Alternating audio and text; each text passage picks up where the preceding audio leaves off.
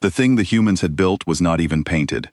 That was the first detail the archivist named Set of the Ninth recorded, and it was the detail that made the whole bridge of the bloodship Maternal Patience release a low, wet laugh together. The human vessel hung in the dark above the ringed world they called Tell and Hold, and its hull was bare metal, gray and unfinished, with seams still showing where the plates had been welded by hand. No living skin, no grown armor, no breathing vents, just dead, cold, cut and bolted metal, the way a child might lash sticks together and call it a boat. Set had been grown for one purpose, and that purpose was to remember. Inside the vast wet dark of the Maternal Patience, the archivist floated in a cradle of nerve vine, and every image its eyes took was pushed out along the living cables into the shared memory of the whole verdant tide. 40,000 bloodships carried that memory between them. What one saw, all could taste. And right now, all 40,000 were tasting the same small joke and finding it sweet. The humans called their ship the Hollow Star. Set had pulled the name off the radio chatter that leaked from the unfinished hull. A foolish name, the archivist thought.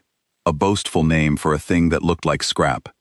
The Hollow Star was 400 meters long, which was nothing. The smallest bloodship in the verdant tide was 900 meters of grown muscle and bone plate, and the smallest bloodship was considered a runt.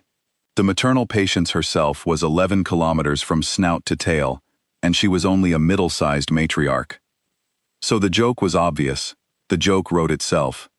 The verdant tide had come to harvest Tell and Hold, the way it had harvested 216 worlds before it. That was the count Set kept, and Set never miscounted. 216 worlds. Each one approached, each one stripped of its living biomass, each one left as a clean gray rock spinning in the dark. The tide did not hate the worlds it ate. Hunger was not hatred. The tide simply grew, and to grow it needed living matter, and Tell and Hold was thick with living matter.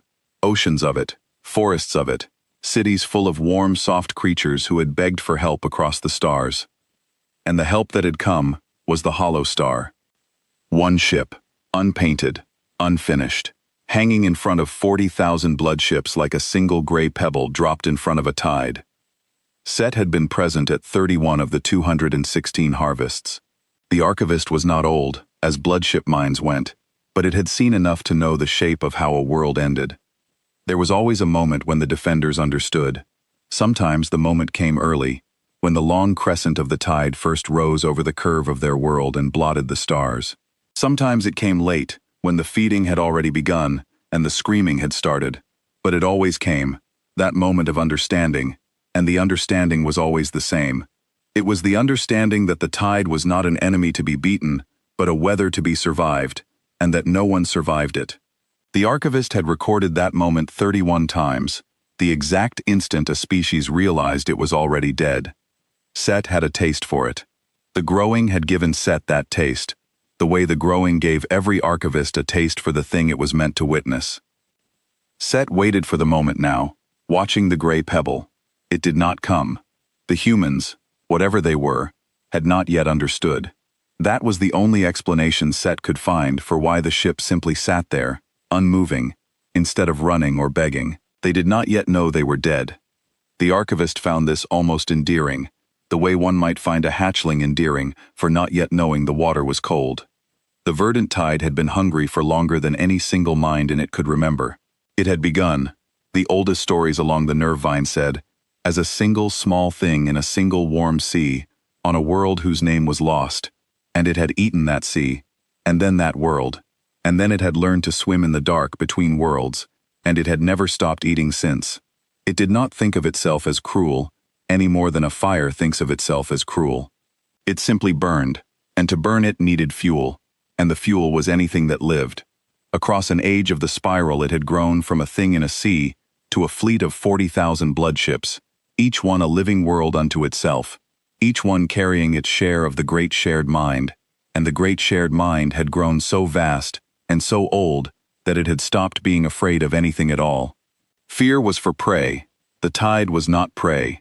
The tide was the last thing 216 worlds had ever seen. And so the tide had grown careless in a way only the very powerful can afford, careless in its certainty, careless in the easy contempt with which it sorted every new thing into the only two categories it had ever needed.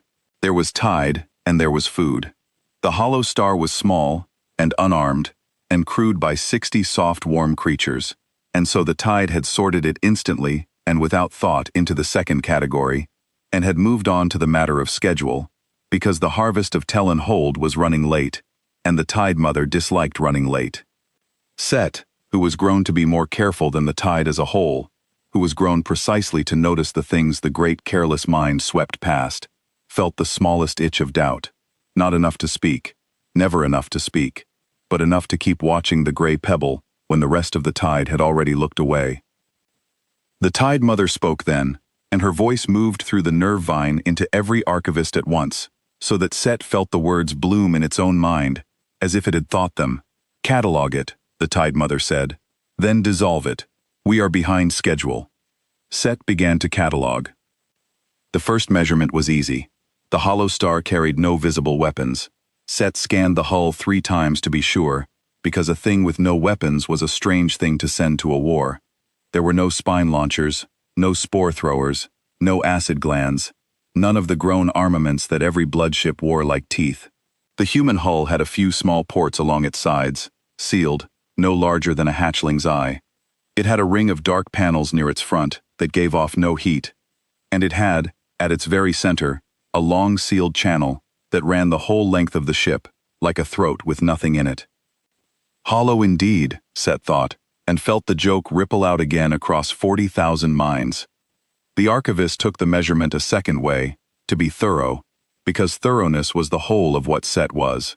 It pressed its scanning organs against the cold metal and listened for the deep song that all things give off, the slow hum of mass and energy that tells a careful listener what a thing is made of and what it holds inside. Every bloodship sang loud, a wet roaring song of living engines and beating hearts and digestive fire. The hollow star sang almost nothing. It was quiet the way a stone is quiet. Whatever powered it, whatever moved it, was either very small or very well hidden, and Set, who could read the song of a bloodship at 100,000 kilometers, could not read the song of the gray pebble at all. The archivist filed this as a curiosity. It did not yet file it as a warning. That failure would haunt Set later, in the long drifting dark, when there was nothing to do but go back over every measurement and find the warnings it had not seen. The second measurement was the crew. Set pressed its scanning organs against the hull and counted the warm bodies inside. 60. Only 60 humans crewed the entire hollow star. The maternal patience carried 4 million living souls braided into her flesh. 60 creatures had come to fight a fleet of 40,000 ships and untold billions of minds. It was, Set recorded, the most one-sided thing the archivist had ever been grown to witness. And Set had witnessed 216 worlds die, 31 of them with its own eyes. The archivist tried, out of habit, to estimate how long the 60 would last. This was a thing Set did, a small private game of measurement, guessing the duration of a defense before the defense began, and then checking the guess against the truth. It was good practice for an archivist. It kept the measuring sharp, so Set looked at the gray ship and its 60 warm lives, and the 40,000 blood ships arrayed against them, and it ran the numbers, and the numbers said the hollow star would last between 4 minutes and 11 minutes, depending on whether the humans tried to run at the end. 4 minutes if they stood, 11 if they ran, because running stretched a death out, made the tide chase, bought a handful of extra moments of being alive. Set guessed they would run. Most things ran. The will to be alive for 4 more minutes was the strongest will the tide had ever met in its prey. Stronger than courage, stronger than love, the raw animal refusal to stop that drove even the bravest creatures to scatter at the very end. Set guessed 4 to 11 minutes, and recorded the guess, and would later have to record beside it the true number, and the true number would be one of the things that broke the catalog, because the hollow star did not last 4 minutes, and it did not last 11, and it did not run at the end. The hollow star outlasted the entire verdant tide. But Set did not know that yet. Set only knew that an unarmed gray pebble was sitting very still in front of the largest hunger the spiral had ever grown, and that the pebble had not yet behaved like anything Set had a measurement for. The Tide Mother did not even slow the fleet. The bloodships kept gliding toward Tell and Hold in their great breathing crescent, and the hollow star simply moved, almost gently, to put itself between the world and the tide. It did not fire. It did not flee. It did not broadcast threats. It only turned, slow and deliberate, until its bare gray nose pointed straight down the throat of the verdant tide, and then it stopped, and it waited. Set found that it could not look away from the waiting. In 216 harvests, every defending fleet had done one of two things. They had run, scattering into the dark to be hunted down at the tide's leisure, or they had charged, screaming, and been swallowed in the first hour. The running ones lasted longer. None lasted long. The tide had a saying, grown into its oldest memory: all things that live can be eaten, given time. And the tide had nothing but time. But the hollow star did not run, and it did not charge. It waited, and waiting was not in the catalog of things prey was supposed to do. A small voice in Set's mind, a voice the archivist did not say aloud, wondered why an unarmed ship would wait. There was a third thing prey sometimes did, Set remembered. Rarely. A handful of times in 216 worlds. Sometimes a species, faced with the tide and knowing the end, did neither run nor charge, but simply stopped, and accepted, and waited for the dissolving with a strange, awful calm. The tide called these ones the still ones, and the still ones were the only prey the tide had ever found unsettling, because the still ones had stopped behaving like prey at all. Set wondered if the hollow star was a still one, a thing that had understood the end and accepted it, and was simply waiting for the teeth. But the still ones were always at peace. Their songs went quiet and smooth. The 60 warm minds inside the hollow star were not at peace. Set could read the rhythm of them, fast and bright and busy, the rhythm of creatures working hard at something. They were not waiting to die, they were waiting to do. The Tide Mother sent her first feeders ahead, 3 young bloodships, eager, hungry, each 1,000 meters of striped muscle, peeled off from the crescent and accelerated toward the gray pebble. They opened their feeding mouths as they came, vast wet flowers of tooth and digestive vine, ready to wrap the little human ship and pull it into themselves and dissolve it slowly while its crew still lived. That was the tide's way. It did not kill what it ate. It absorbed. The 60 humans would have felt every moment of it, conscious, for hours, as their bodies were taken apart and made into tide. Set recorded the approach with the calm of long practice. The 3 feeders crossed the gap. The hollow star did not move. Closer. The feeders spread their mouths wider. The gray ship sat still, unpainted, silent, 60 tiny warm lives glowing inside it. And then the long sealed channel that ran the length of the hollow star, the empty throat, the hollow part, opened at the front. It did not open like a mouth. It opened like an eye that had been closed and was now, very deliberately, deciding to see. Set would spend the rest of its existence trying to describe what came out of it, and would never find words grown sharp enough. A line of light left the throat of the hollow star, and the first feeder simply ceased. There was no struggle. There was no slow dissolving. The bloodship that had been 1,000 meters of striped hungry muscle was there, and then a thread of pale fire touched it, and then it was a cloud of cooling vapor spreading into the dark. Set recorded the time it took. Less than 1 heartbeat of a human. The archivist had no word in its grown memory for a death that fast. The tide did not kill that way. The tide had never needed to. Killing fast was wasteful.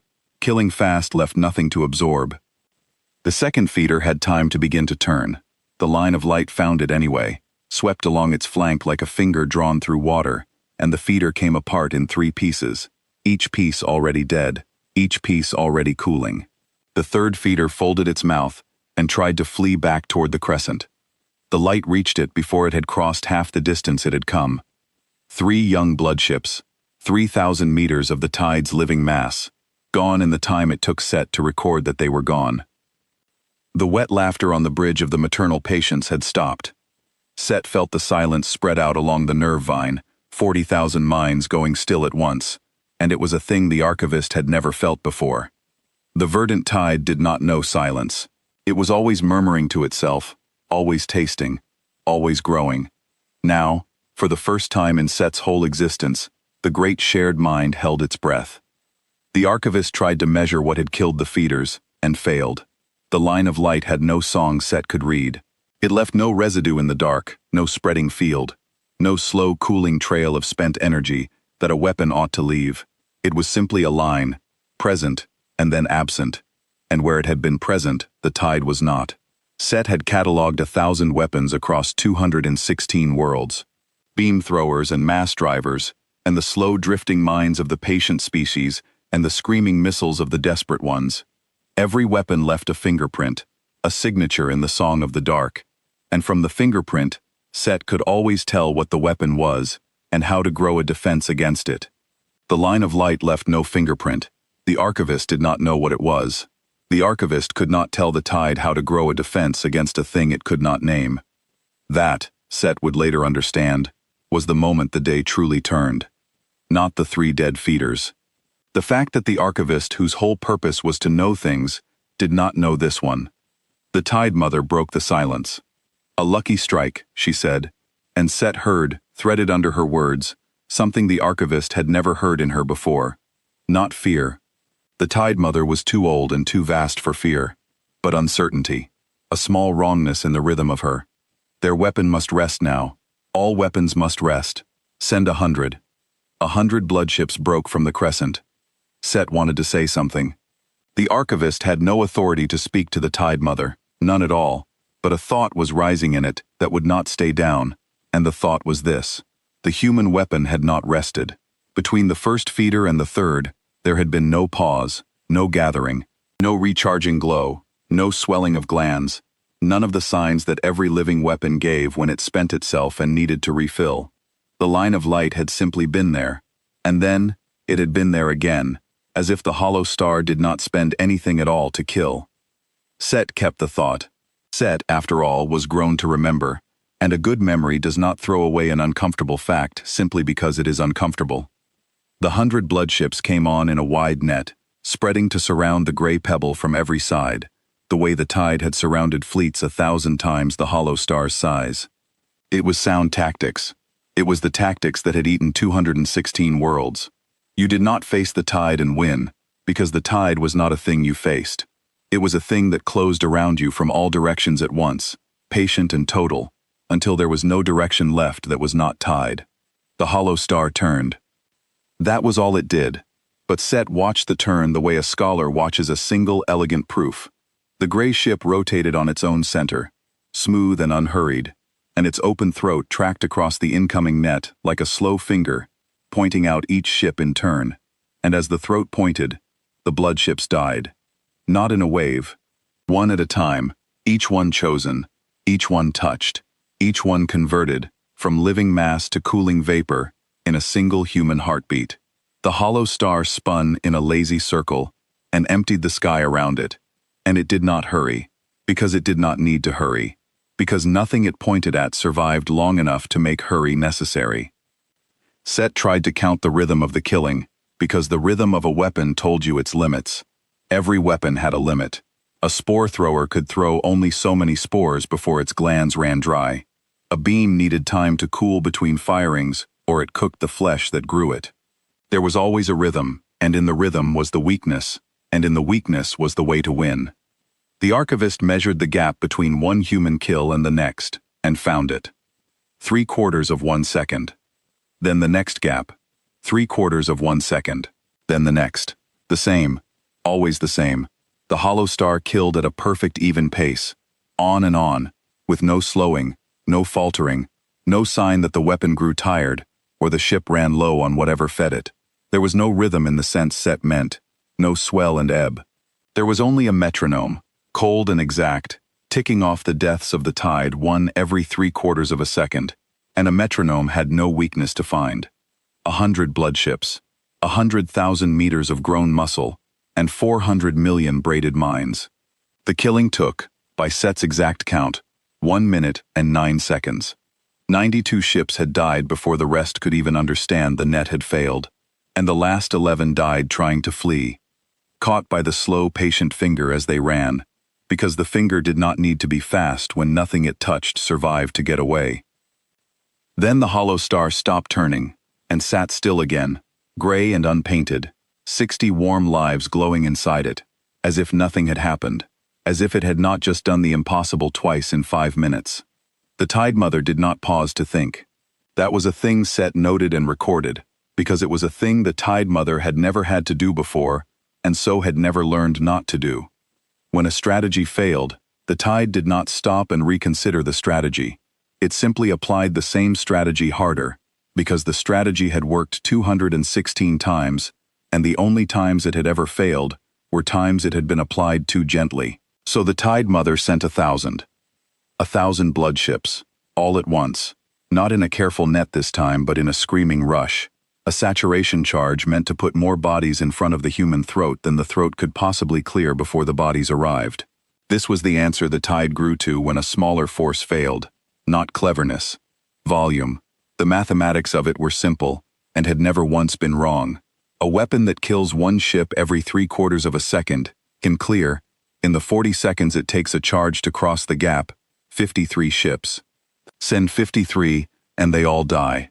Send 1,000, and 947 of them arrive, and 947 feeding mouths are more than enough to wrap one gray pebble and pull it down.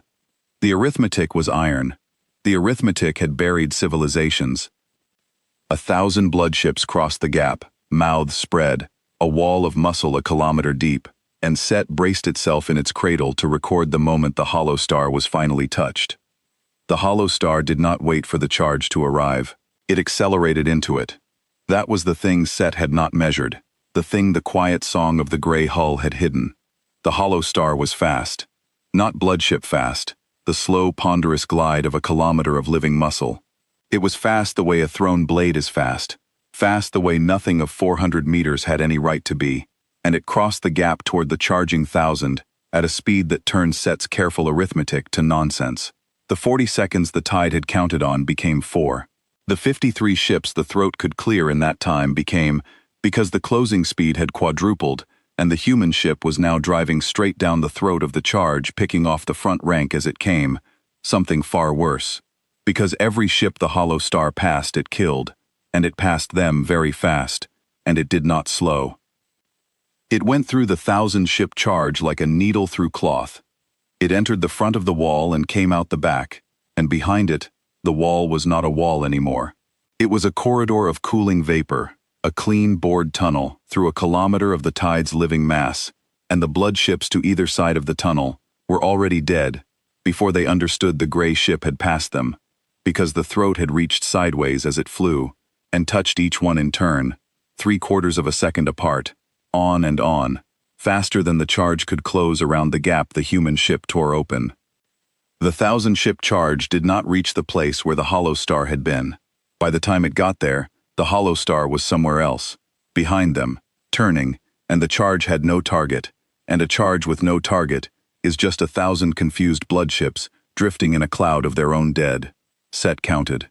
612 of the 1,000 were vapor before the Tide Mother could call the rest back, and the ones called back fled in disorder, colliding with each other in their haste, because they had been grown to charge and swarm and surround, and had never once been grown to flee, and a thing that has never fled does it very badly. Now there was fear on the nerve vine. Set felt it bloom across 40,000 minds, and the archivist did not blame them, because Set felt it too, a cold curl of wrongness in the deep of its own grown body. This was not how harvests went.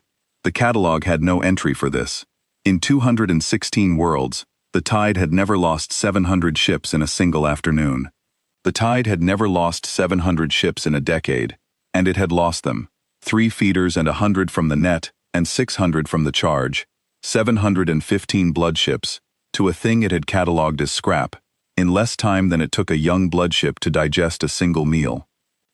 The archivist felt the number settle into the shared mind, and felt the shared mind recoil from it. 715. The Tide tried to make the number mean less than it did.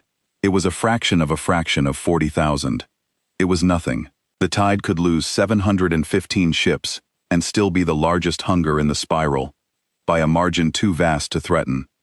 All of that was true, and the Tide told itself all of it, and none of it touched the cold curl of wrongness, because the wrongness was not about the number. The wrongness was about the rate. 715 in an afternoon meant 40,000 by tomorrow, if the rate held, and nothing the Tide had tried had made the rate so much as flicker. "Tide Mother," said one of the under-matriarchs, a vast old blood ship called Hunger Without End, and her voice shook in a way that Bloodship's voices were not grown to do. "Tide Mother, what is it? What have they made?" And the Tide Mother, who had eaten more worlds than any living thing in the spiral, who was older than the human species was as a whole, said the truest thing she would say that day. She said, "I do not know." Set recorded those 4 words, and understood, in the recording of them, that the world had changed. The archivist turned its scanning organs back to the hollow star, and looked, truly looked, the way it had been grown to look, and Set began to see things it had missed, in the first easy joke of an examination. The bare gray metal was not crude, it was plain, because the humans had not wasted a single gram of mass on anything that did not serve. There was no skin to grow and feed, because skin was weight, and weight was slowness, and the humans had chosen to be fast instead of beautiful. The hull had no grown armor, because the hull did not intend to be hit. The few small sealed ports along the sides were not weaknesses. They were eyes, sensor eyes, and there were exactly enough of them and not one more. Every line of the hollow star said the same cold thing to the archivist, who finally knew how to read it. This ship was not made to look like anything. This ship was made to win, and nothing else, and everything that did not help it win had been cut away. The humans had not sent a small ship because they were poor or weak.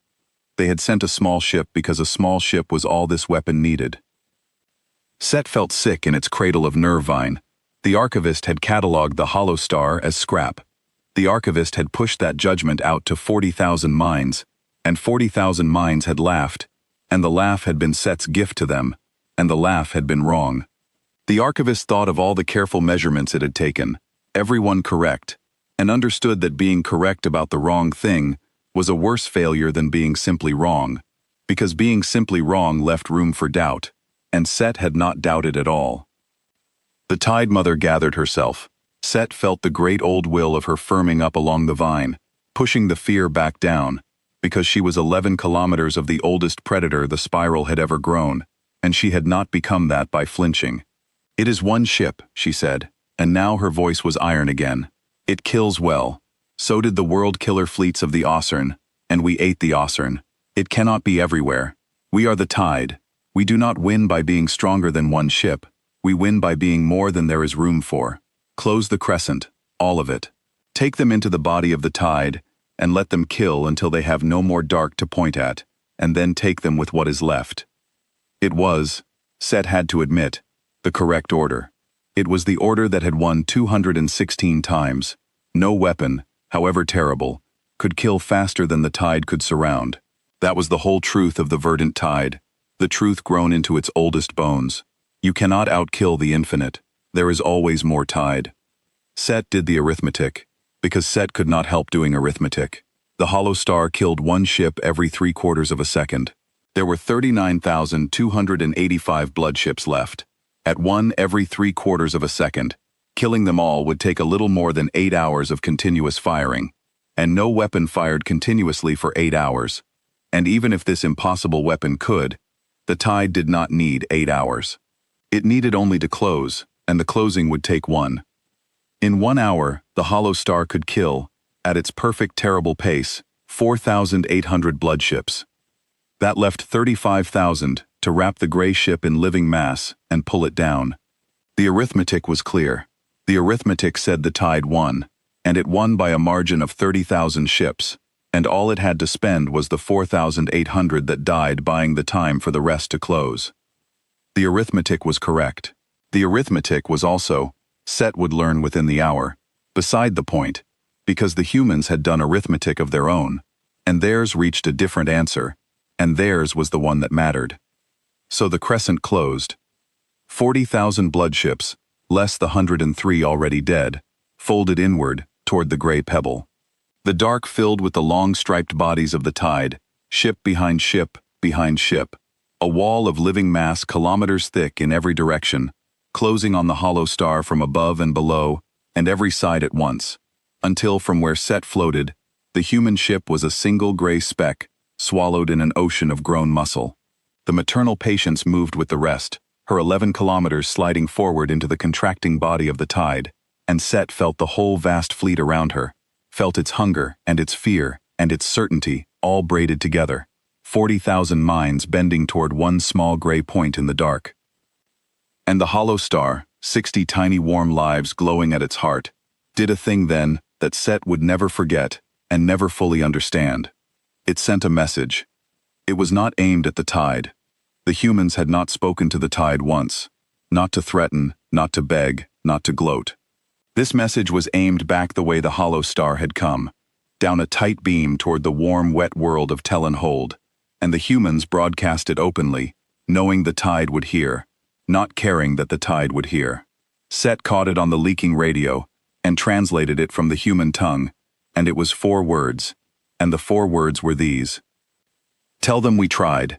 Set did not understand. The archivist turned the 4 words over and over. Tell them we tried. Tried what? They had not failed at anything. They had killed 103 bloodships without taking a scratch. They were winning. Why would a winning ship send word home that it had tried, as if it expected to die, as if trying was the most it hoped to do? And then Set understood, and the understanding was worse than not understanding. The humans did not think 60 lives and one small ship could beat 40,000. Of course they did not. No one could think that. The humans knew, as clearly as the tide knew, that the crescent closing around them was thicker than any weapon could cut. They had run the numbers. They had 60 crew, and 1 hull, and a tide of 40,000, and they knew how that arithmetic ended. They had come anyway. They had looked at the math, and looked at Tellenhold full of warm, soft creatures who had begged for help across the stars, and they had sent their unfinished prototype and 60 volunteers to stand in the door, knowing the door would not hold, because a thing that will not hold is still worth more than an empty doorway, and 60 humans had decided that a few hours of the tide's attention spent on them was a few hours the warm, soft creatures of Tellenhold could spend running. Tell them we tried. Set of the 9th, who had been grown to remember, recorded that it had never in 216 worlds met a thing that chose to die for strangers. The tide did not have the concept. There was no nerve vine for it, no grown word, no taste. Prey ran, prey begged, prey fought for its own life with the wild strength of the cornered. But prey did not stand calmly in front of the infinite and spend itself on purpose so that others could flee. The archivist reached back through the whole-grown memory of the tide, looking for any precedent, any single time in the long age of the spiral when a thing had done what the humans were doing. There had been brave species. The tide had eaten brave species. There had been the Ossern, who built fleets that could crack a sun, and who had fought the tide across 100 years before they were finally absorbed. There had been the patient ones who seeded the dark with mines and waited 1,000 years to be ready, and were eaten anyway. There had been a species once, very long ago, whose name even the oldest memory had lost, who had loved their world so fiercely that they had burned it themselves rather than let the tide feed, choosing to leave the tide nothing but ash. The tide had found that one almost admirable, in the cold way the tide admired things, because it was a thing the tide could understand. To deny the enemy your world by destroying it was a kind of sense. It was still about your own world. It was still a thing fought for the self. But the humans were not denying the tide their world. Tellenhold was not theirs. They had nothing here to deny. They had come from somewhere else, across the cold, to a world they did not own, full of strangers they had never met, and they were spending their lives so that those strangers, those specific warm, soft creatures who meant nothing to the humans and never would, could have a few more hours of running. There was no self in it anywhere. Set searched and could not find the self in it. The self that every action of every living thing the tide had ever met had always, in the end, been about. The humans had taken the self out of the equation, and with the self gone, every weapon the tide had grown across an age of the spiral, every threat, every patience, every certainty, simply had nothing left to grip. The crescent finished closing. The wall of tide met itself on every side. The hollow star was inside the body of the verdant tide now, surrounded, swallowed, with no dark left to point its terrible throat at that, was not also full of bloodships. The Tide Mother gave the order to feed. And the hollow star, which had been waiting, which had only ever been waiting, did the second thing the humans had built it to do. The ring of dark panels near the front of the hollow star, the panels that had given off no heat, that Set had catalogued as empty, lit up all at once. They did not glow like a weapon charging. They glowed like a sun deciding where to be. And from the gray ship, in every direction at once, a sphere of pale fire bloomed outward, and where it touched the body of the tide stopped being. The throat of the hollow star killed one ship at a time, fast and clean. This was not the throat. This was the other thing the humans had hidden in their plain gray hull, the thing the empty channel and the cold dark panels had been quietly waiting to do, and it did not kill one ship at a time. It killed in a shell. The sphere of pale fire expanded through the closed crescent of the verdant tide, and bloodship after bloodship after bloodship met its edge and came apart. Not slowly, not with struggle, but instantly, the way frost meets a flame. Set recorded the numbers because Set could do nothing else. In the first second, the sphere unmade 400 bloodships. In the second second, it had grown wider, and it unmade 900 more. In the third second, the sphere was kilometers across, and the count of the dead passed 2,000, and Set stopped being able to record them one at a time and began recording them in waves. The humans had let the tide close around them on purpose. They had waited, and sent home their small, sad message, and let 40,000 bloodships pack themselves into a tight closing fist around the hollow star, because a weapon that kills in an expanding shell is most terrible when the target has been kind enough to surround it on every side. The crescent had been the tide's oldest, surest strength. You cannot outkill the infinite, the tide's bones said. There is always more tide. But the humans had not tried to outkill the tide. They had let the tide gather itself into the smallest, densest, most efficient possible shape for dying, and then they had set off the thing in the hollow center of the hollow star, and the tide's greatest strength became the reason its losses were total. This was the arithmetic the humans had done, Set understood, in the cold, clear moment that the sphere expanded. The tide had calculated that closing would win, that 4,800 dead was a cheap price to wrap the gray ship in 35,000 bodies and pull it down. And the humans had calculated the same thing, and seen the same closing, and built a weapon whose strength was exactly proportional to how tightly the enemy packed itself together, and then let the tide do the packing. The closer the tide came, the worse the weapon hurt it. The very act of trying to win was the act of dying. The tide had walked into the door thinking it was the one who decided when the trap closed, and the humans had simply waited, patient as stone, for the tide to close the trap on itself.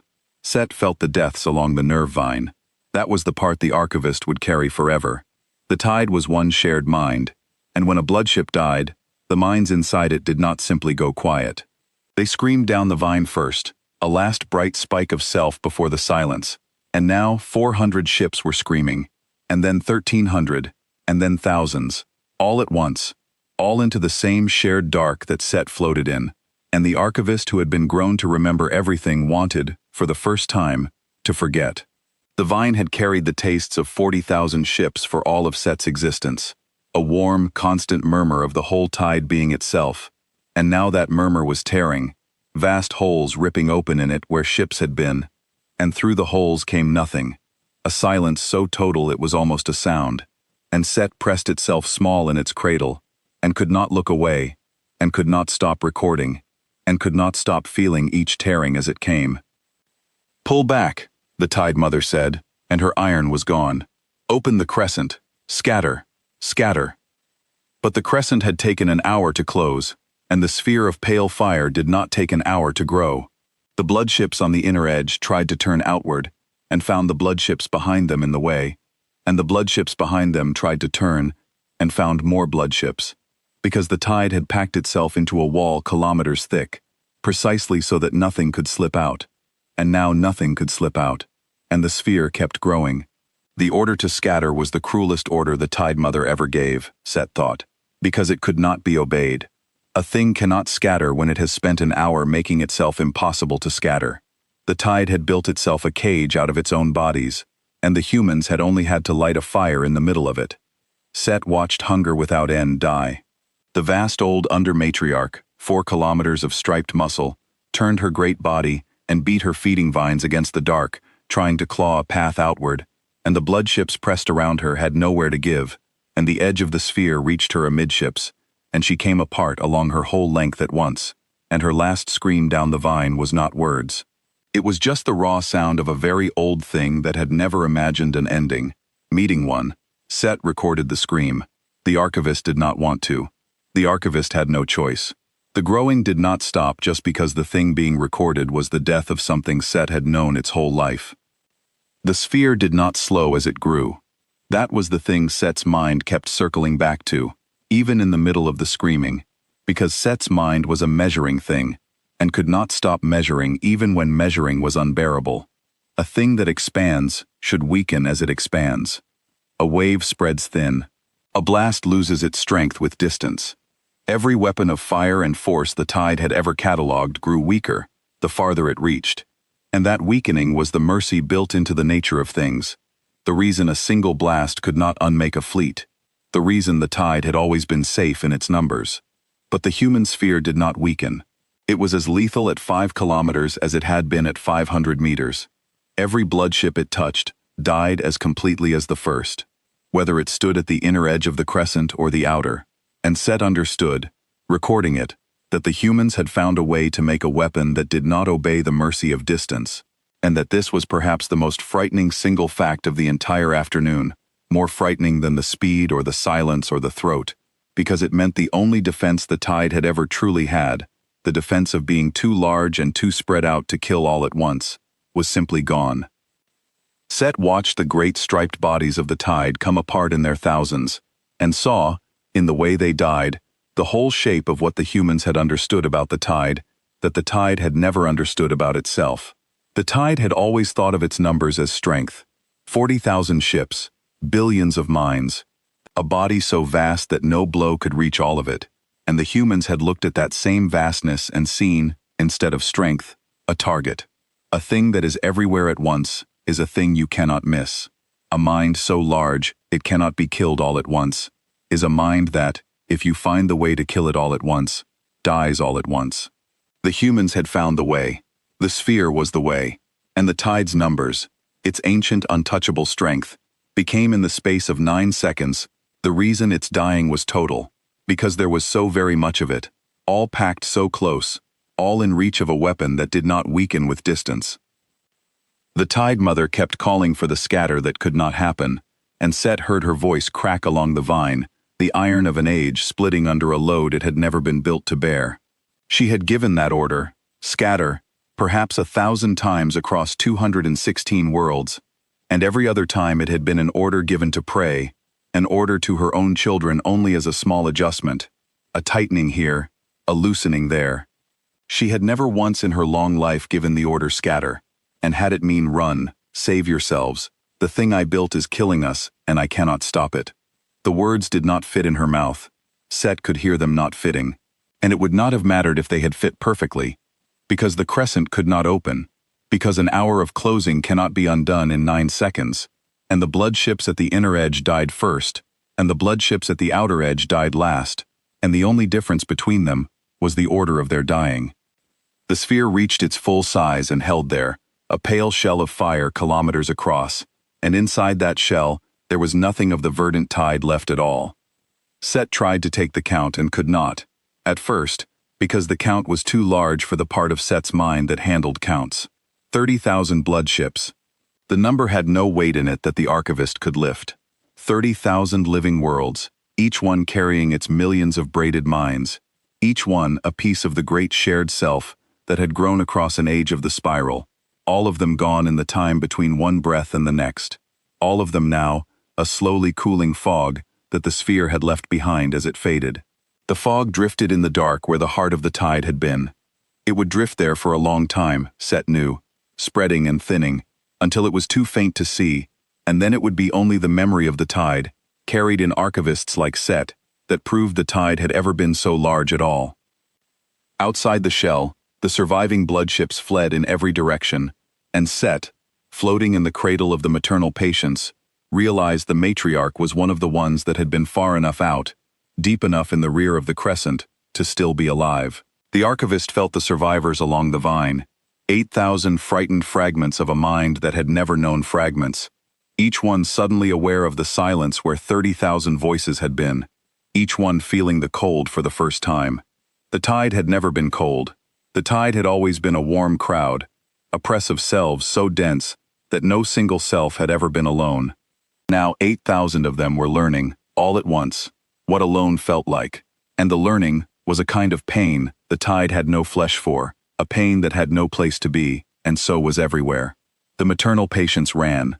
Set had never felt the great matriarch run before. She did not run from worlds. Worlds did not make her run. But she ran now, her 11 kilometers of body straining against the dark, every muscle pulling her away from the gray pebble that had eaten the heart of the verdant tide.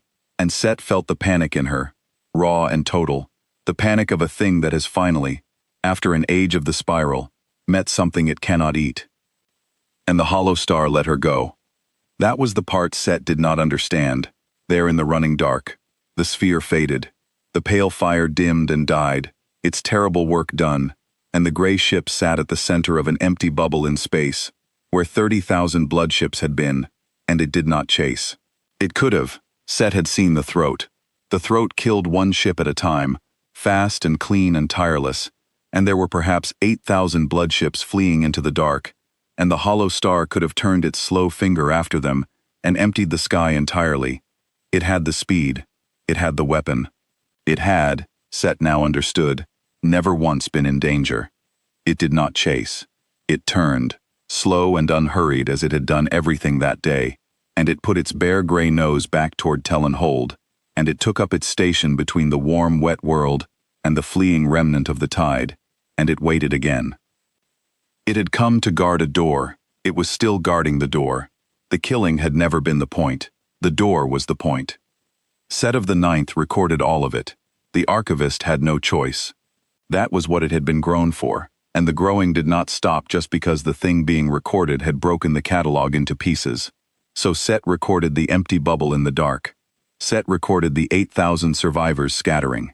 Set recorded the screams fading from the nerve vine as the dying finished dying, until the great shared mind of the verdant tide, which had carried the tastes of 40,000 ships, carried only 8,000, and those 8,000 were running, and the murmur of the tide that had never once in Set's existence gone quiet was, now, almost quiet.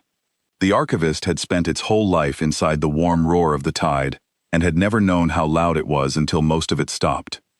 216 worlds, the archivist thought. We ate 216 worlds, and we never once met a thing that frightened us. And then we came to the 217th, and the 217th had sent for help, and the help had been a gray ship with no paint and 60 souls, and we had laughed. I had laughed. I made them laugh. I catalogued it as scrap. The Tide Mother's voice came along the vine, and it was small now, smaller than Set had ever heard it, the voice of something that has lost most of itself in an hour and does not yet know how to be what is left. Archivist, she said, and Set startled, because the Tide Mother did not speak to single archivists, ever. Archivist of the Ninth, you saw it first. You catalogued it. Tell me what you missed. Set did not want to answer, but Set had been grown to remember, and remembering truly meant saying the true thing, even when the true thing was a blade turned on yourself. I missed everything, Tide Mother, Set said. I measured the ship and found it small, and I was right. It is small. I measured its weapons and found none showing, and I was right. None were showing. I counted its crew and found 60, and I was right. There are 60. Every measurement I took was correct, and I was wrong about all of it, because I measured the wrong thing. I measured the ship. I never measured the will that built the ship. I cannot. There is no organ in me grown to measure that. The Tide Mother was silent for a long moment along the vine. What is it then, she said, the thing you cannot measure? And Set, watching the gray pebble sit calm and patient in front of the world it had chosen to die for, and not died, said the truest thing of its existence. They were willing, Set said. That is all. We are the tide, and we have never been willing to lose anything, not one ship, not 1 gram of mass, because we have never needed to be. And so we have never learned what a thing can do when it is willing to lose everything and comes anyway. They were willing to lose everything. They told their own world they had only tried, and being willing to lose everything, they could let us close around them, because they did not fear the closing. We feared the closing for them. We thought it was a trap we were laying. It was a trap we were walking into, and the bait was our own certainty that they were prey. The maternal patience ran on into the dark, and the murmur of the broken tide grew fainter, and somewhere far behind, the gray ship guarded its door. But the day was not finished, because the verdant tide, even broken, even running, was still 8,000 bloodships, and 8,000 bloodships had never in the history of the spiral been a force that ran from anything. And the Tide Mother, when the first shock of the dying had passed, began to do the thing the oldest and most terrible predators always do when they are hurt. She began to think about how to win anyway. The Tide Mother stopped running. Set felt it through the cradle of Nervine, the great matriarch's flight slowing, then ending, then turning. 8,000 bloodships, scattered across a wide stretch of dark, felt the same pull and answered it, gathering back toward the maternal patience, the way iron filings gather toward a stone. The tide was wounded almost to death, but the tide was still the tide, and the tide did not know how to stop being hungry. It did not chase us, the Tide Mother said, and her iron was coming back now, cooled and hardened by loss. Note that, Archivist. It killed 30,000 of us, and it did not chase the rest. Why? Set had already wondered. It guards the world, the Archivist said. It will not leave the world to chase us, because leaving the world is the one thing it came here not to do. While we are far from tell and hold, it will let us live. The killing was never the point. The door was the point. Yes, said the Tide Mother, and Set heard the trap close in her voice, the cold old cunning that had eaten 216 worlds. The door is the point, so we do not go to the door, we go around it. And Set understood her plan, and the understanding was a sick weight in its body. The verdant tide did not need to defeat the hollow star. It had never needed to defeat anything. It needed only to reach the warm living mass of Tell and Hold, and the hollow star was one ship, and one ship, however terrible, could only point its throat in one direction at a time. So the Tide Mother split the remnant. She sent 4,000 bloodships wide, in a great curving sweep that would take them around and behind the ringed world, approaching Tell and Hold from the far side, while the hollow star sat guarding the near. And she sent the other 4,000 straight in, openly, a sacrifice, a wall of bodies meant to do nothing but die in front of the human ship and hold its terrible attention, while the other 4,000 slipped in behind and began, at last, to feed. Set wanted to scream that it would not work. The Archivist did not know that it would not work. That was the worst of it. The plan was sound. It was the plan that had taken worlds before, the patient closing from more directions than the prey had eyes. The hollow star had killed 30,000 by letting them gather close. But it could not unmake a world full of warm, soft creatures. And it could not be in two places. And if 4,000 bloodships reached the far side of Tell and Hold and opened their feeding mouths over the cities, the hollow star would have to choose, and any choice it made would cost it half the world it had come to save. The Tide Mother explained it to the remnant along the vine, and Set felt the plan settle into 8,000 minds, felt the grim acceptance of the 4,000 chosen to be the wall. They were not afraid to die. The tide had never feared death the way prey did, because death in the tide was not an ending but a returning, the body going back into the body, the mind going quiet into the shared dark. The 4,000 of the wall accepted that they would die so that the world could be fed, and the feeding would grow new bloodships from the harvested mass, more than 4,000, far more, so that the tide that limped away from Tell and Hold would be larger than the tide that limped toward it. That was the cold logic of the tide. You spent bodies to gain mass, and mass became more bodies, and the tide was always, in the end, larger than before. It was how a force could lose 30,000 ships in an afternoon, and still, given a single fed world, come back stronger. The humans had hurt the tide terribly, but the tide did not stay hurt, so long as there was a world to eat, and the whole purpose of the wall was to buy the tide one world to eat. Set, in its cradle, did a thing it had never done. It spoke to the Tide Mother without being asked. Tide Mother, the Archivist said, and it pushed the thought along the vine with all the force a small Archivist could give it, which was very little. But the vine was quiet now, quiet enough that even a small voice could be heard. Tide Mother, the plan assumes the ship has the limit we have. One mouth, one direction. We have not seen the ship choose, because we have never made it choose. We do not know that it cannot do two things at once. We only know that we cannot. There was a silence along the vine. Set braced for the Tide Mother to strike the thought down, to remind the archivist of its place, which was to record and not to counsel. But the Tide Mother had lost 30,000 children in an afternoon, and a thing that has lost that much listens to voices it would once have ignored. You are right that we do not know, the Tide Mother said, but the plan does not require us to know. The plan requires only that the ship be one ship. If it can do two things at once, it will save more of the world, and we will lose more of the wall. But it cannot do 4 things at once, or 8, and if we must, I will split the tide into 8, and into 16, until the number of directions is larger than any single hull can answer, whatever its limits. There is a number of directions that defeats one ship. I do not know what it is. I will find it by trying.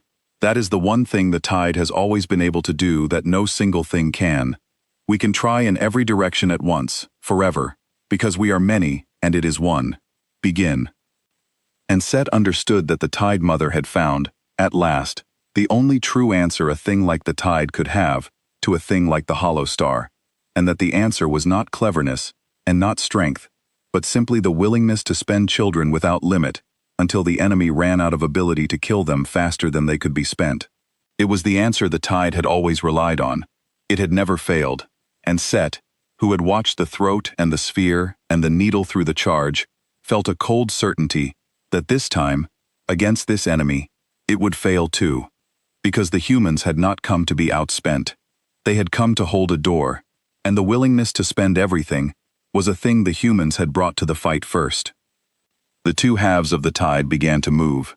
Set watched from the maternal patience, which had placed herself with the straight-in wall, the sacrifice, because the Tide Mother was old and cruel and brave, and would not send her children to die in a place she would not go. 4,000 bloodships drove openly at the gray pebble, mouths spread, a tide of living muscle kilometers wide, and 4,000 more swung silent and wide around the curve of the dark toward the unguarded face of Tellen Hold. The two halves pulled apart, and the gap between them widened, and Set felt the rightness of the geometry even as it dreaded the result. One ship, 2 directions, a choice that could not be unmade. This was the plan that no single hull, however terrible, had any answer to, because the answer to it required being in 2 places, and being in 2 places was the one thing the laws of the dark did not allow. The hollow star saw both. Of course it saw both. Set had finally learned to stop assuming the humans missed anything. The gray ship's sealed sensor eyes tracked the splitting tide, all 8,000 bodies, and the archivist could almost feel the 60 small minds inside it doing the arithmetic, the cold human arithmetic, weighing the wall in front against the knife swinging around behind. And the hollow star did the impossible a third time. It did not choose. It moved, faster than 400 meters of anything had a right to move, faster than Set's scanning organs could smoothly follow. And it did not move toward either half of the tide. It moved up, out of the plane the tide swam in, climbing into the high dark above the ringed world. And from that high place, a single ship could see and reach both halves of the split at once. And Set understood, in a cold rush, that the humans had not been forced to choose between 2 directions, because the humans had simply found a third direction, up, the one direction the flat thinking of the tide had not guarded. The tide swam in a plane because the tide was vast, and a plane was the natural shape of vastness. The hollow star was small, and small things could climb out of the plane entirely, and from above, the 2 halves of the tide were not in 2 directions at all. They were both below, side by side, in easy reach of one ship that had stopped thinking in the tide's flat geometry and started thinking in all 3 dimensions of the dark at once. As it climbed, the long throat at its front opened, and the ring of pale panels woke, and the humans did the thing they had been holding in reserve, the thing the sphere of fire had only hinted at. They fired the throat and the shell at once. The throat reached down into the straight-in wall, the sacrifice. The 4,000 meant only to die slowly and hold the human's eye, and it began to empty them out of the sky one body at a time, faster than Set could count. A slow finger of pale light drawing line after line through the wall, and bloodships came apart in rows. And at the same time the ring of panels threw a second sphere, but not a sphere now, because the humans had learned the shape of this battle and shaped their weapon to it. They threw a wall of their own, a flat sheet of pale fire that hung in the dark between Tellenhold and the wide-swinging 4000, a curtain across the only path the flanking tide could take, and the flanking tide drove into it at full speed because it was already committed, already moving too fast in too tight a formation to turn, and 4,000 bloodships poured themselves into the human curtain and came apart against it like a wave against a cliff. Set recorded it and did not believe the recording. The Tide Mother's clever plan, the plan that split the humans' attention, the plan that could not be answered by one ship pointing one weapon one way, had been answered by one ship pointing two weapons two ways at the same time, because the humans had built into their plain gray hull not one terrible thing but two, and had never shown the second until the second was needed, and had never shown that the two could fire together until the tide had arranged itself perfectly to be cut by both. The tide had assumed the limit. Every living thing had limits, and the tide had built its plan on the human limit of one weapon, one direction, one choice, because that limit was so basic that not even the Tide Mother had thought to question it, and the humans had simply not had that limit. They had built a ship with two terrible mouths and the means to feed both at once, and they had hidden the fact until the precise moment that hiding it stopped paying, and revealing it won the war. The straight-in wall died, the flanking knife died.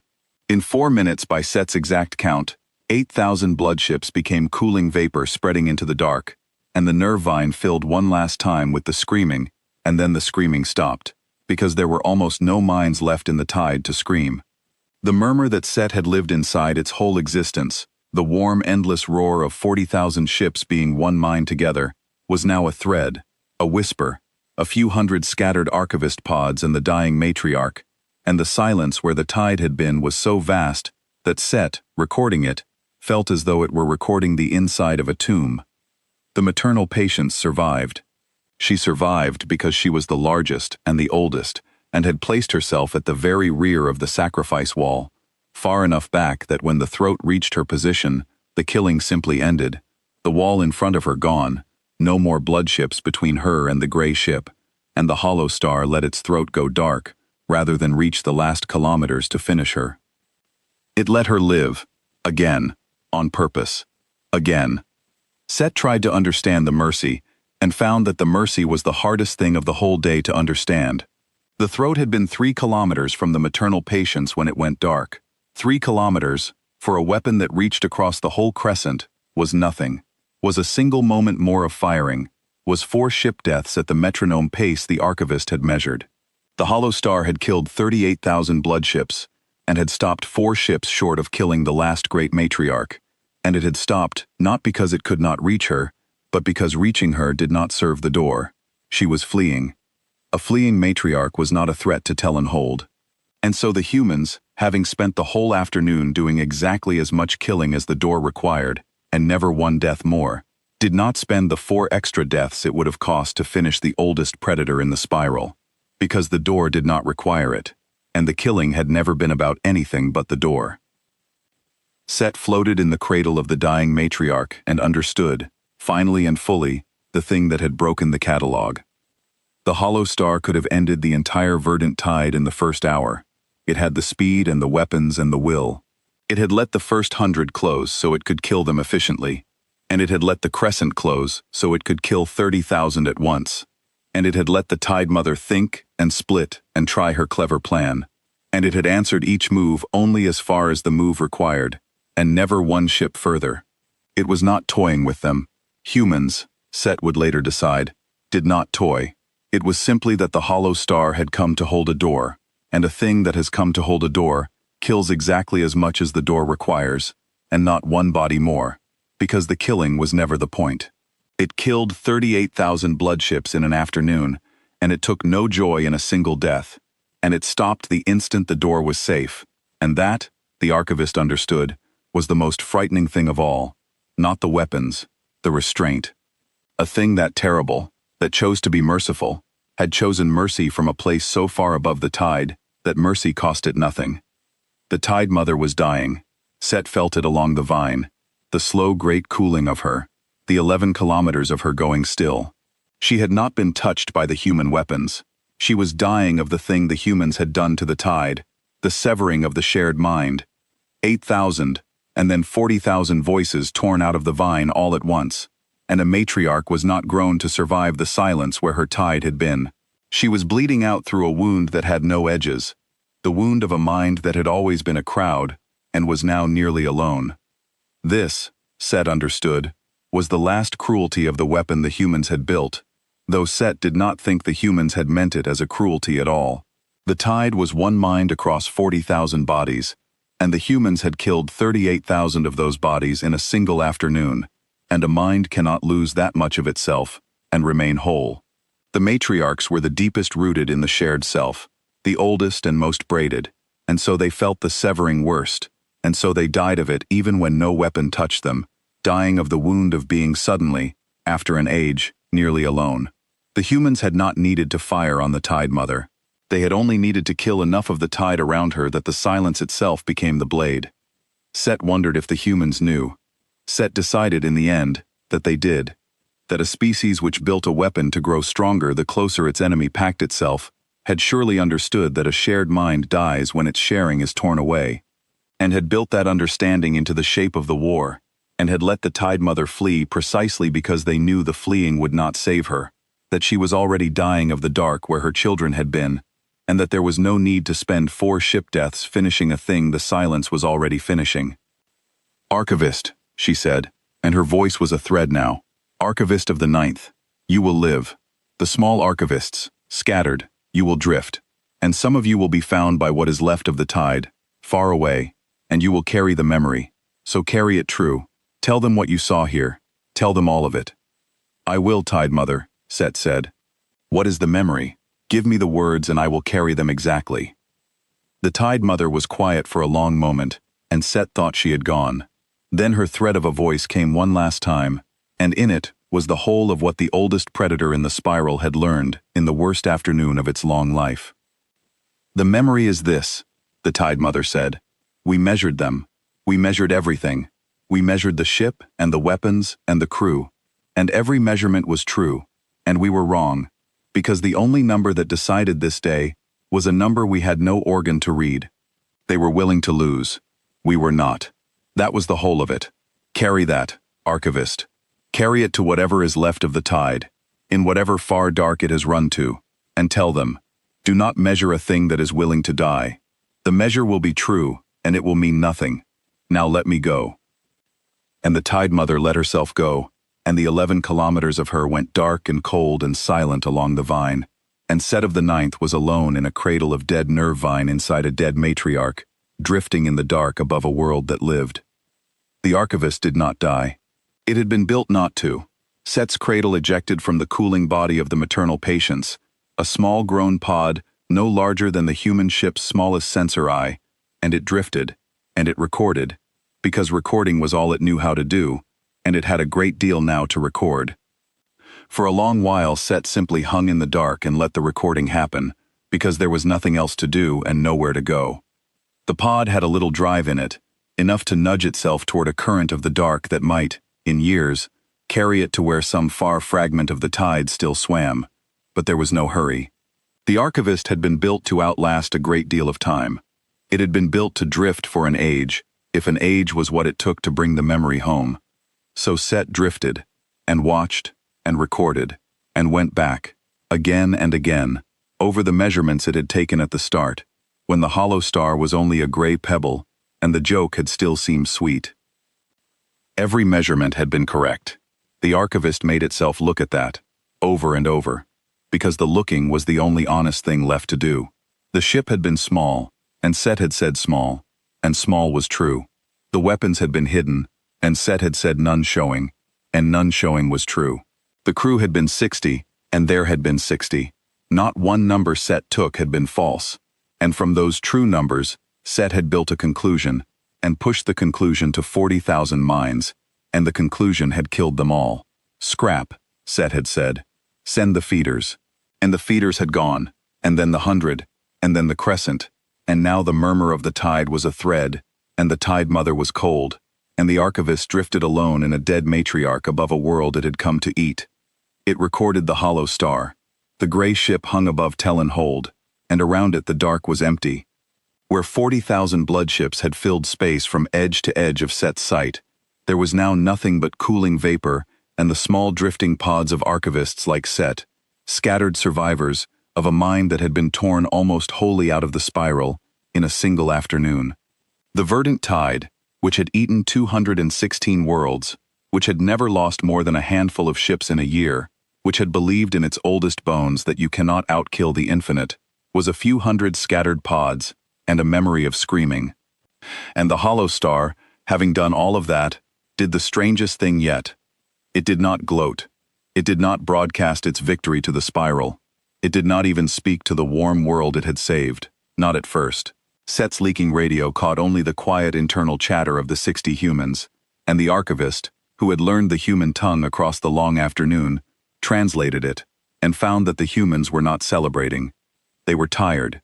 They were counting their own systems. They were reporting, in flat, exhausted voices, that the throat held with intolerance, and the shell projector had a stress fracture that would need a yard, and that the prototype had performed above projection, and that they should signal home. Above projection, Set turned the phrase over. The humans had built this ship not knowing if it would work. It was a prototype, a first of its kind, a thing made to be tested. They had brought an untested weapon to a tide of 40,000, because 40,000 was the test, and the test world had no other defenders, and so the humans had loaded their unfinished prototype with 60 volunteers and flown it out to either work or fail in front of the whole hungry dark. And it had worked, and their reaction to it working was tired relief and a note about a stress fracture. Set tried to imagine the meeting where this had been decided. The archivist had no organ for imagining human meetings, but it tried. Somewhere on the human world, 60 creatures had been asked to crew a ship that had never been fired in anger, against odds that no one expected them to survive, to defend a world full of strangers they would never meet. And 60 had said yes, not 60 conscripts, dragged to the ship in chains. The radio chatter had the easy rhythm of creatures who had chosen this, who joked with each other in the gaps between the killing, who called the dying tide outside their hull nothing worse than the situation. They had volunteered. They had known the arithmetic. They had sent home the message that they had only tried, and then they had won, and felt tired, and noted a stress fracture, and asked to signal home. Then the hollow star sent its second message to the world, and this one it aimed at Tell and Hold, openly, for the warm, soft creatures who had begged for help across the stars, and gotten a gray pebble in answer. Set caught it and translated it and recorded it exactly, because the Tide Mother had asked for the memory carried true, and this was part of the memory. "This is the hollow star," the human said. "The threat is neutralized. You can stop running. We are sorry we could not get here before the outer colonies. We will hold this position until your own fleet relieves us. There is no charge for this. Welcome to the part of the dark we watch. You are not alone out here anymore. You are not alone out here anymore." Set of the Ninth, drifting in its small pod above a world it had come to eat, recorded those words, and felt something it had no grown organ to feel, and did not have a name for, and would carry the rest of its existence without ever finding the name. Because the archivist understood, now, what the humans were. Not what their ship was, or their weapons, or their crew. What they were. They were a species that had looked at the wide, cold dark, full of tides and hungers, and patient eaters of worlds, and had decided, with no one forcing them, that they would be the thing that stood in the doorway, not because the worlds behind the door were theirs. Tell and Hold was not human. The warm, soft creatures on it were strangers. The humans had never seen them, and would likely never meet them, and still, 60 humans in an untested prototype had flown out to stand in the door and die for them, and had told their own world only that they had tried, and had not died, and had won, and had then said there was no charge. The tide had no concept for it. Set searched the whole-grown memory of 216 worlds, and found nothing like it. Every species the tide had met had fought for itself, its own world, its own kind, its own life, the wild strength of the cornered thing. That, the tide understood. That, the tide had always eaten. Because a thing fighting only for itself could always be outnumbered, always be surrounded, always be shown that the price of its own survival was too high and made to break. But a thing that fought for strangers, that spent itself for a door it did not need to hold, that turned its terrible weapons off the instant the door was safe, and let its enemies flee, and felt no need to chase them down. That thing was not in the catalog, and would never be in the catalog, because the catalog had been built by a mind that could not imagine it. You could not break such a thing by threatening it, Set saw, because it had already accepted its own death walking in. You could not break it by threatening what it loved, because what it loved was not behind it, on some homeworld the tide could find and hold hostage. What it loved was the door, and the choice to stand in the door, and you could not take a choice hostage. The tide had 1,000 ways to break a thing that fought for itself, and not one of them touched a thing that fought for a stranger. The whole vast machinery of the tide's patience, its surrounding, its waiting, its absolute certainty that all things that live can be eaten given time, all of it had simply slid off the gray ship like water off stone, because the gray ship had never been trying to live. It had been trying to hold a door, and it had held it, and whether it lived or died had been, to the humans, almost beside the point. Set drifted, and recorded, and waited to be found by whatever scattered remnant of the tide still lived in the far dark, and it composed, as it drifted, the memory it would carry, the memory the Tide Mother had asked for. And the archivist found that the Tide Mother's memory, true as it was not quite the whole of it. So Set added its own line to the bottom, the line of an archivist who had been grown to remember, and had, on this one day, learned something the growing had never prepared it for. The Tide Mother had said, "Do not measure a thing that is willing to die." Set added, "And beware most the thing that is willing to die for a stranger, for it cannot be bought, it cannot be frightened, it cannot be bargained with by threatening what it loves, because what it loves is not itself and not its own, but the simple fact of the door, and the simple choice to stand in it. You cannot outwait such a thing, because it does not hunger, and so cannot grow impatient. You cannot outnumber such a thing, because it has already counted the numbers, and come anyway. You cannot outkill such a thing, because it was already willing to be killed and walked toward you knowing it. It is not stronger than the tide. It is something the tide has no shape for. It is willing, and willing is a kind of weapon we were never grown to survive." Far below, the warm world of Tellenhold stopped running. Set's instruments caught the change, the slow turning of the evacuation fleets back toward home, the lights coming back on in the cities, the begging stopping. The gray ship held its station above them, patient, unpainted, 60 tired souls inside it, counting their systems and waiting for relief, and it did not move, and it did not leave the door. In time, a human relief fleet came. Set recorded their arrival. Real warships now, finished ones, painted, named, dozens of them sliding into the dark above Tellenhold to take up the watch. They were larger than the Hollow Star, most of them, proper ships with proper hulls, and any one of them would have been mocked by the tide too, Set knew, because the tide measured size, and the tide had been wrong about size.